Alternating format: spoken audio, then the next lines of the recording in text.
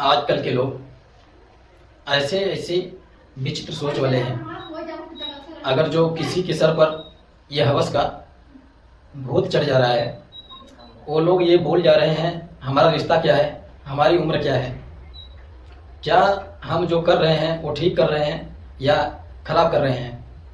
सारी बातों को भूलकर अपनी भूख को शांत करने के लिए किसी भी हद तक गिरना हो, किसी भी हद तक जाना हो, लोग चले जा रहे हैं। आज की घटना जो मैं आप लोगों को सुनाने जा रहा हूँ, ये घटना दिल को दहला देने वाली घटना है। एक मासूम को कैसे फंसा दिया जाता है, कैसे उसका जीवन बर्बाद हो जाता है, बर्बाद कर देते हैं, कैसे वो व्यक्ति अपने ही जीवन को बचाने के लिए लोगों से, प्रशासन वालों से मदद मांगता है। नमस्कार, प्रणाम, हर हर महादेव। मैं प्रकाश पाल, आप सभी का पाल जी सच्ची सफर में बहुत बहुत स्वागत है। और आज जिस घटना से मैं आपको बताने वाला हूं, जिस घटना का बताने वाला हूं, ये घटना बिहार के एक जिले की है। बिहार में एक लड़का रहता है जिसकी उम्र 14 से 15 वर्ष था। उस लड़के का नाम प्रियांशु होता है। प्रियांशु के माता और पिता, प्रियांशु घर में 3 लोग का परिवार होता है और परिवार गरीब परिवार के होते हैं। प्रियांशु के पिता बीमार होते हैं, कोई काज नहीं कर पाते हैं, इसलिए छोटी उम्र में प्रियांशु को अब काम को सोचने की पड़ी। आखिरकार घर चलाने के लिए इस जमाने में रुपए पैसे की बहुत ज़्यादा ज़रूरत है और प्रियांशु ये सोचता है कि घर पर रहकर तो ऐसा हो नहीं सकता है, पिताजी की दवा के पैसे भी नहीं है, माँ के लिए घर का भी खर्चा नहीं है। इसलिए जो प्रियांशु नाम का लड़का होता है वो निकलता है कमाने के लिए और जाता है चेन्नई जाता है एक कंपनी में। उसकी नौकरी लग जाती है और कंपनी में नौकरी करने लगता है। उसी दौरान उसी कंपनी में एक औरत से उसकी मुलाकात होती है। उस औरत की उम्र लगभग 35 वर्ष होती है। उसका नाम मोहिनी होता है। जो प्रियांशु रहता है वो कामकाज करने में बहुत होशियार लड़का होता है, बहुत दिमागदार लड़का होता है। जो उसकी और एक दिन उसको बड़े ध्यान से देखती है मोहिनी। फिर उस लड़के से पूछती है तुम्हारा कहाँ घर है, तुम कहाँ से आए हो, तुम्हारा नाम क्या है। तब वो लड़का बताता है मेरा नाम प्रियांशु है, मैं बिहार से हूँ। वो औरत कहती है कि ऐसा है कि मेरा भी घर बिहार में ही है और ऐसा है कि तुम आज से हमें अपनी चाची समझो। ये समझना कि हमारे ही घर में कोई भी परेशानी हो, कोई भी दिक्कत हो तो हमसे बताना। प्रियांशु छोटी उम्र का लड़का होता है, उसको कोई अपनापन वहाँ पर लगता है और कोई ऐसा लगता है कि अपना है, तो वो भी उस औरत पर बड़ा विश्वास कर लेता है। सोचता है कि कोई हमें अपनापन जता रहा है। वो बड़ा खुश होता है कि इस वीरान शहर में जहाँ कोई अपना नहीं है, वहाँ पर अगर कोई अपना मिल जाए तो दिल खुश हो जाता है, आत्मा भी खुश हो जाता है। जब वो मोहिनी से बोले कि तुम हमें अपनी चाची समझो, उसी दिन शाम को मोहिनी अपने काम से वापस जाने लगती है। तो प्रियांशु से कहती है कि ऐसा है, आज हमारे घर चलो, आज हमारे ही घर पर ही खाना खाना, आराम करना और आराम से सो जाना। उस लड़के को अपने साथ लेकर जाती है मोहिनी, प्रियांशु को अपने साथ लेकर घर पर जाती है। और घर पर आने के बाद उसका पति भी काम से वापस आता है। उसको 2 बच्चे होते हैं। अपने पति से उसका पति पूछता है ये कौन है। उसका पति का नाम रंजीत होता है। रंजीत से मुलाकात करवाता है, बोलता है वे प्रियांशु हैं बिहार से। कहते हैं कि हमारे ही जिले का है, ये बिहार का रहने वाला है और हम लोग एक ही कंपनी में काम करते हैं, तो इसलिए मैं आज प्रियांशु को घर लेकर आया हूँ। हमारे यहाँ खाना वाना खाकर आराम करेगा, इसके बाद इसको साथ लेकर आए हैं। रंजीत भी बड़ा खुश होता है कि चलो छोटा लड़का है, जैसे हमारे बच्चे हैं वैसे ये भी बच्चा है। फिर साथ में सभी लोग खाना बनता है और साथ में सभी लोग खाना खाते हैं। इसके बाद प्रियांशु अपने रूम पर चले जाता है। अपने कमरे में जाने के बाद और 1-2 दिन तक ऐसे ही चलते रहता है। धीरे धीरे समय बीतता है तो एक दिन राम जी अपने कंपनी से फ़ोन करता है कि आज रात मुझे कंपनी में ज़्यादा काम है, इसलिए मैं नहीं आ पाऊँगा। तभी जो मोहिनी होती है वो कहती है कि अच्छा ठीक है, ऐसा है कि मैं आज रात प्रियांशु को अपने घर लेकर जाती हूँ और उसको कंपनी से अपने साथ लिवा कर जा रही हूँ रूम पर और अपने घर पर रोकूंगी, क्योंकि बच्चे भी अकेले हैं, हम भी अकेले हैं और आप भी नहीं हैं, और प्रियांशु को भी लेकर जाकर साथ रहेगा तो अच्छा लगेगा। रामजीत कहता है कि ठीक है। इसके बाद वो जो मोहिनी नाम की महिला रहती है वो प्रियांशु को अपने साथ लेकर घर जाती है और खाना बनाती है और अपने बच्चों के साथ बैठ के सभी लोग खाना खाते हैं। इसके बाद प्रियांशु को एक कमरे में बिस्तर लगाती हैं। बिस्तर लगाने के बाद बोलते हैं सो जाओ, और अपने बच्चों के साथ सोने चली जाती हैं। लगभग रात के 11-12 बजते हैं।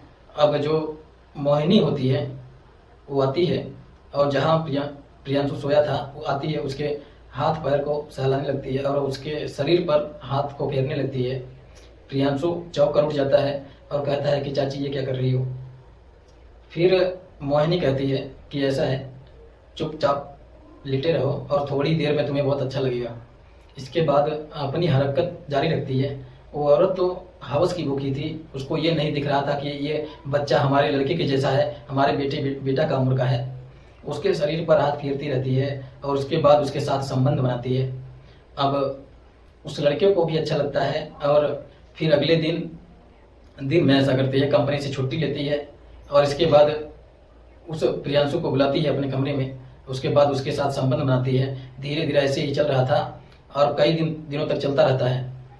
कई महीनों तक ऐसे चलता रहता है। इसके बाद एक दिन में ही प्रियांशु को अपने कमरे पर बुलाई और उससे संबंध बना ही रही थी, और इतने में रामजीत अचानक से अपनी कंपनी से वापस आ जाते हैं और दोनों को देख लेते हैं।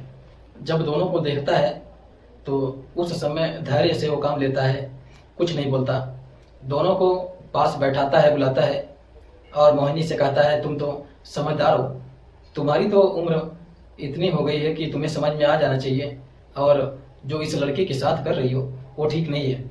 ये लड़का तो नादान है, नासमझ है, बच्चा है। बाकी तुम तो समझदार थी, तुमको तो ऐसा नहीं करना चाहिए। बाकी उस लड़के से भी कहता है कि बेटा तुमसे जो गलती हुई है उस गलती को दोबारा मत करना, क्योंकि तुम्हारी जिंदगी खराब हो जाएगी, तुम्हारा भविष्य खराब हो जाएगा।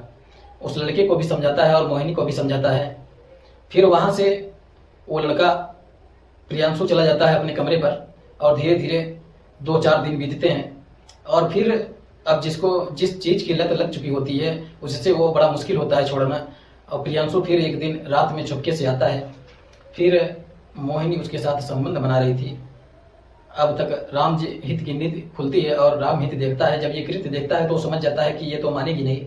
फिर मोहिनी से बात करता है और कहता है कि तुम या मान जाओ, नहीं तो मैं तुमको छोड़कर चला जाऊंगा। मोहिनी कहती है ठीक है, तुमको जाना है तो तुम्हारे बच्चे हैं, तुम अपने बच्चों को लेकर जा सकते हो, मैं तो इसी के साथ रहूंगी। फिर रामजीत गुस्से में अगले दिन अपने बच्चों को उठाता है और चेन्नई से सीधा बिहार चले आता है।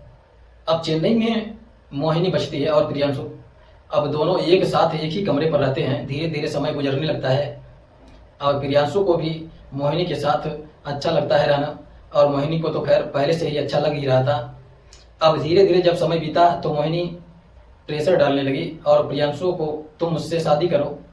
और लड़का कहता है अभी मैं 14 से 15 वर्ष का हूँ, अभी मेरी उम्र शादी के लायक नहीं है, मेरे माता पिता इसकी सहमति नहीं देंगे, वो लोग अभी मेरा विवाह नहीं करेंगे, अभी तुम्हारे जैसे औरत से, तुम तो बड़ी उम्र की हो।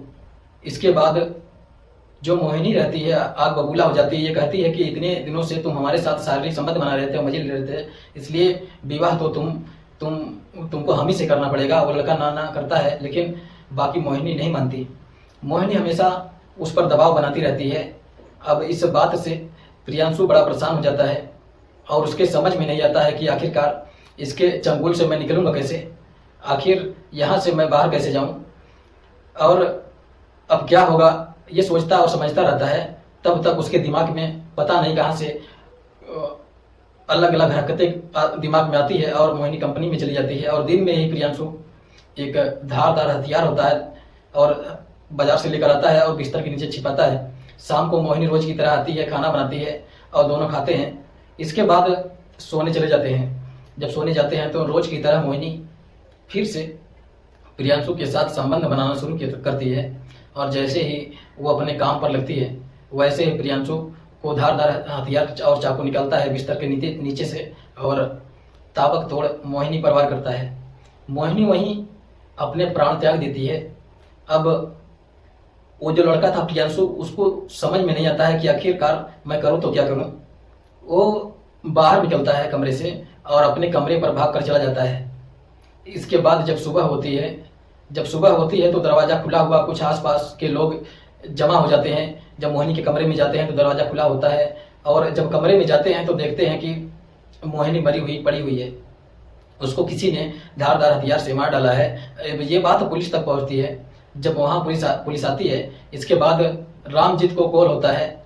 फिर रामजीत को बुलाया जाता है क्योंकि उसकी पत्नी थी मोहिनी, और रामजीत सारी बात पुलिस को बताता है, कैसे कैसे उसकी पत्नी वो मनमानी कर रही थी और कैसे मोहिनी से वो दूर चला गया। मोहिनी एक लड़के से प्रेम प्रसंग में जुड़ी हुई थी, इसीलिए मैं इसको छोड़कर चला गया।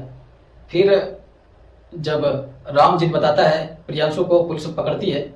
जब प्रियांशु को पुलिस पकड़ लेती है और पुलिस अपने जब पूछताछ करती है, डर के मारे प्रियांशु कुछ पहले बताता नहीं है, लेकिन पुलिस जब सख्ती से कार्रवाई करती है तब प्रियांशु जाकर बताता है कैसे मोहिनी अपने चंगुल में उस प्रियांशु को फंसाती है और शादी का बात बार बार करके उसको दिमागी रूप से डिस्टर्ब करती है और वो परेशान हो जाता है। इसलिए प्रियांशु उसकी हत्या कर देता है और प्रियांशु बोलता है कि मैं ही इसे मारा हूँ।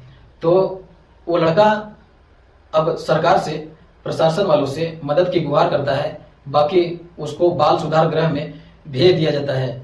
आखिर इसमें उस लड़के का क्या दोष था? वो तो अपने माता पिता के लिए प्रदेश कमाने के लिए गया था, उसको खर्च को देखने के लिए गया था, शहर में गया था कमाने के लिए। बाकी ऐसे औरत के चंगुल में फंसा कि उसको, वो औरत उसकी ज़िंदगी खराब की, लेकिन अपने भी खराब की और 2 बच्चों की भी ज़िंदगी खराब की, और अपने पति की का न कहना मानते हुए भी अपने पति का भी खराब की। ऐसी घटनाएं घटती रहती हैं। आप लोगों की क्या राय है? आप लोग कमेंट सेक्शन में जरूर बताएं। और इन घटनाओं के बारे में मेरा सुनाने का मेरा तात्पर्य ये पर नहीं है किसी की भावनाओं को ठेस पहुंचाना, बल्कि आपको जागरूक करना है, आपको सचेत करना है। और जहां भी रहें सुरक्षित रहें, अपना ख्याल रखें। जय हिंद, जय भारत।